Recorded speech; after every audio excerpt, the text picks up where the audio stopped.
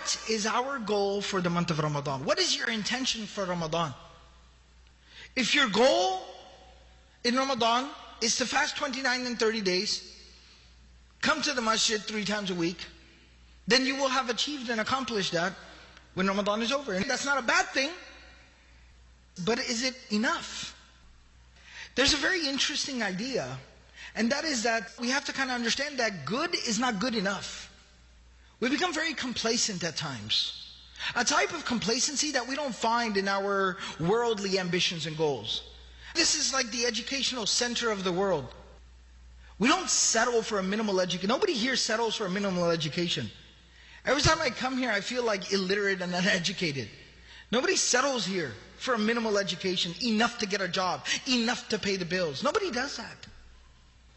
But why do we have that type of spiritual complacency? So what we have to understand is good, but it's not good enough.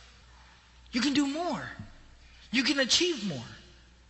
If your goal starting Ramadan was to fast, come to the masjid and finish a recitation of the Quran, a khatma, mashallah, you will have achieved that. And that's good. But what's more possible? Allah is telling us in the Quran, لَعَلَّكُمْ تَتَّقُونَ, something that transcends all of these things. That you fundamentally would have changed your relationship with Allah.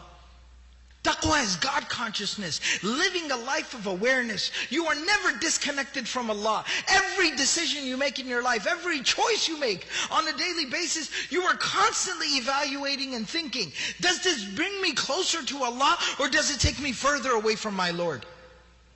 Will this please my master or will this anger my Rabb? Imagine living your life where every decision is predicated on that.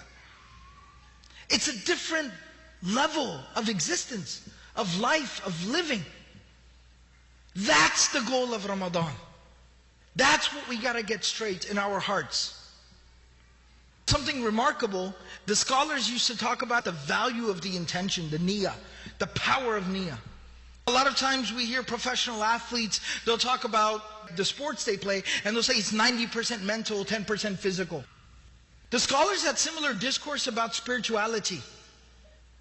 They said it's 90% the heart and 10% your resources. Not even, it's 99% your heart and 1% your resources. People talk about mind over matter. Spiritually, we have the concept of the heart over matter. Resources are irrelevant. Look at the history of Islam. Look at the individuals on whose shoulders we stand on. People like Bilal and Suhaib and Ammar and Salman radiyallahu ta'ala anhum. These were people who had little to no resources. And there were people with an abundance of resources like Abu Jahl and Abu Lahab and Walid bin Mughira. But really, who came out successful at the end? It's because those people had that heart and those convictions and those intentions, those noble aspirations. So now how do we go about in fixing this issue of intention? Imam Ghazali rahimahullah ta'ala mentions 3 steps that can be taken to rectify the intention. First and foremost is before you set out on any deed or any action. And it doesn't have to be very elaborate. Sit down with a piece of paper and a pencil today. Turn off your phone, turn off the TV, shut down your laptop, disconnect from everything. Sit down in a quiet corner, take a piece of paper and a pen and write down what is your intention this Ramadan. What are you trying to achieve?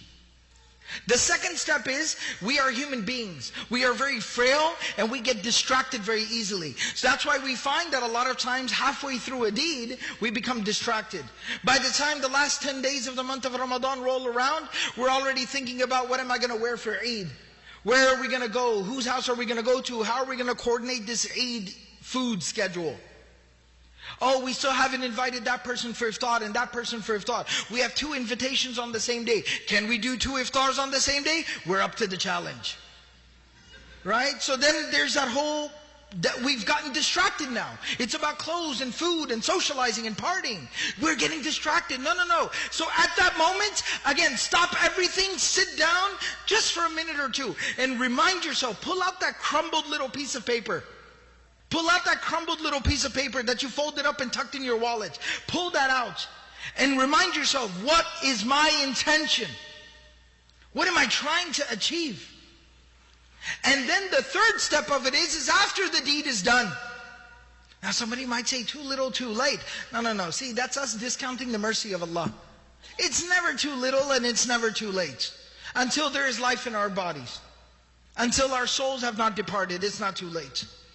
And after the deed is done, sit back down with that piece of paper, evaluate just for a couple of minutes what you did and how much you met your goals and you didn't. And if you're anything like me, you will find that you came up short of your goals. But at that time, ask Allah to forgive your shortcomings. Remind yourself of what your intention is. Let Allah subhanahu wa ta'ala say to Allah at that moment, at that time, that, oh Allah, just because Ramadan has ended, my goals have not stopped. My drive and my ambition has not ended. I will not rest, I will not stop until I have achieved and accomplished this goal, till the last breath leaves my body. And then ask Allah subhanahu wa ta'ala to help you and assist you and forgive you for your shortcomings. And watch those goals become a reality overnight, miraculously. That is a way to rectify the intention.